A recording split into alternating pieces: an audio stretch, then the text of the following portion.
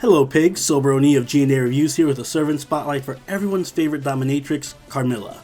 We'll be examining her stats and skills, as well as going over pointers on how to utilize her effectively, and an overall grade comparing her to how she stacks up to the other 4-star servants. I also have a spotlight up for the more family-friendly Elizabeth, Liz Lancer, linked in the description below, so please do check that out right after this.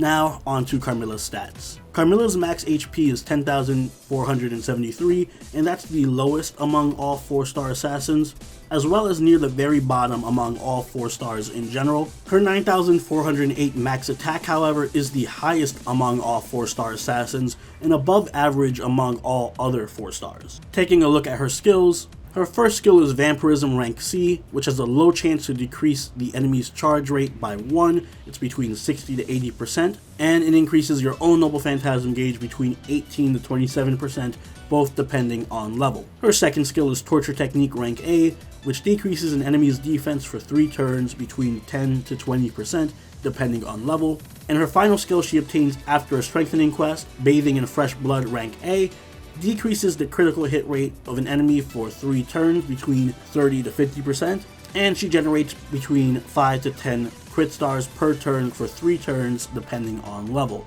Her passive is Presence Concealment rank D, which increases critical star drop rate by 4%.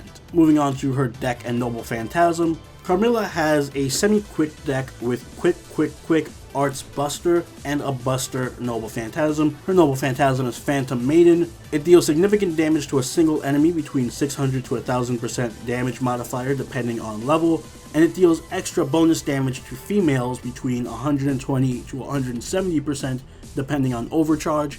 In addition, it greatly restores her HP by 2000 and increases her attack for 3 turns by 20%. Taking a closer look at her cards, we see that her quick card hits twice, her arts card hits once, and her buster hits once, and her extra attack hits 3 times. She has a Noble Phantasm gain rate of 2.15% and a star rate of 25.2%. That translates into a very high Noble Phantasm charge rate just due to the high Noble Phantasm gain rate, and above average star generation due to the large amount of quick cards in her deck. Carmilla is an interesting case study. If you look at her stats and skills, she doesn't seem particularly good. Sure, she has high attack for an assassin, but that isn't saying much, and her HP is abysmally low. And unlike her younger Lancer counterpart, her skills aren't as exciting. Vampirism is her best skill, as it has a considerable chance to lower the enemy's Noble Phantasm gauge, but more importantly, even if it fails, it will increase your Noble Phantasm gauge, making it a slightly weaker version of Vlad's skill. But unlike Vlad, Carmilla has some really high Noble Phantasm gain, so that skill does help her Noble Phantasm spam pretty easily in the right teams. Her Torture Technique is the same as Liz's, and it's also a good skill. A 20% defense debuff is never bad, though without the Charisma skill that Liz has to synergize with it, it's a bit less impressive. And her Strengthening quest skill, Bathing in Fresh Blood, is pretty decent if you plan on using her as a crit star generator, but it isn't anything game changing. None of her skills particularly stick out as being leagues above the other ones, but I do recommend leveling Vampirism first, since that is the most consistently useful skill, followed by Torture Techniques and then Bathing in Fresh Blood. And if you're going to make her your crit star generator, then go for Bathing in Fresh Blood first, followed by Vampirism and then Torture Technique. Now that's Carmilla on paper. However, in action she's completely different. Her Noble Phantasm, Phantom Maiden in particular, is what makes or breaks Carmilla. It's an extremely powerful single target Noble Phantasm with a huge buff against female servants. It also heals for a considerable amount of HP and increases your attack for 3 turns. And that is the reason why Carmilla's skills aren't as impressive. Because if they were as good as Liz's skills, she would be an S-rank anti-female immortal killing machine. This Noble Phantasm gives Carmilla everything she needs. HP recovery, huge damage that's not common in her class, and an attack buff. And remember, her Noble Phantasm charge rate is great, meaning you can spam these heals and even stack these attack buffs with the proper setup. All of that makes Carmilla one of the best anti-female servants in the game, with possibly only Jack being better. And another great thing Carmilla has going for her is that, again, unlike Liz, she doesn't have much competition in her own class. Whereas there are a considerable amount of great gold lancers, That isn't the case with assassins. Steno certainly won't be usurping Carmilla anytime soon, and even in JP, Carmilla remains one of the highest damaging assassins in the game. This especially comes into play when you're farming the Rider training grounds or any other quest with a Rider boss, and thankfully, most Riders are female. Although Carmilla can also do considerable damage to any non-Rider females as well. But those that live by their Noble Phantasm die by their Noble Phantasm. If Carmilla is unable to charge her Noble Phantasm quickly enough or often enough, she has no other sustain or damage. And outside of using her as a crit star generator, she won't provide much of any support to your team. The most important thing to consider for Carmilla when putting her into a team is pairing her up with someone who can consistently charge her Noble Phantasm.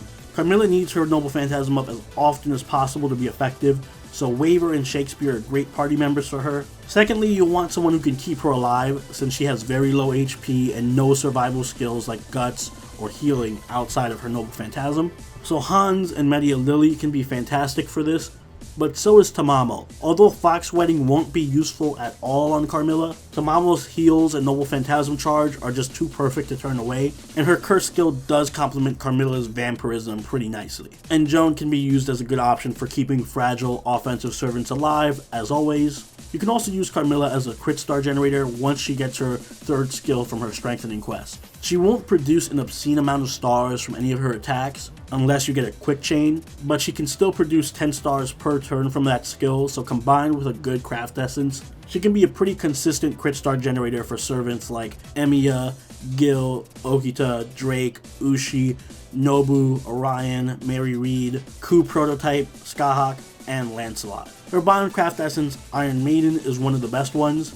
It increases her Noble Phantasm strength by 30% and gives all her attacks a 30% chance to inflict Noble Phantasm Steel on an enemy.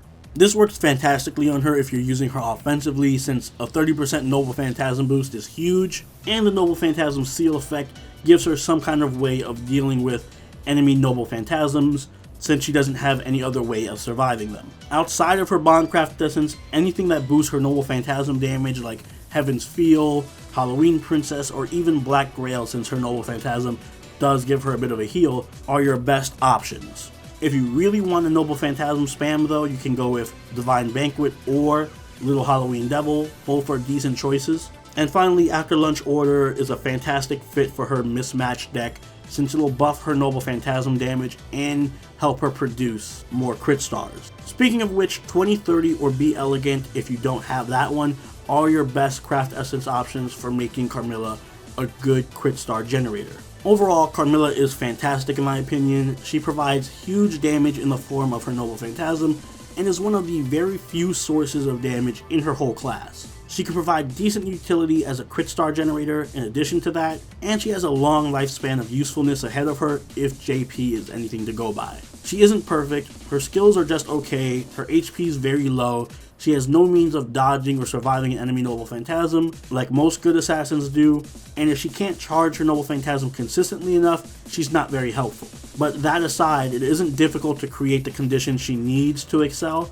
and once she does get started, it's hard to slow her down. So she gets an A- from me. She's leagues above most of the other 4-star assassins, save for maybe one that gives her a good run for her money. And if you gave her a bit more HP and added a dodge or guts to her skills, she could easily fit in with the other 5-star assassins. And those are my thoughts on Carmilla. A lot of you have been asking for this spotlight for months, so thank you for being patient, and don't worry, Siegfried and the rest of the 4-star launch servants are coming soon. As usual, let me know what you think in the comments, and also please check out the Liz Spotlight also up on the channel today, linked in the description. Don't forget to leave a like if you enjoyed the video, and consider subscribing if you really enjoyed the video. And if you haven't already, please join the party at our Discord and follow us on Twitter. And with that, I'll see you all in the next Servant Spotlight. Sobroni out. Later.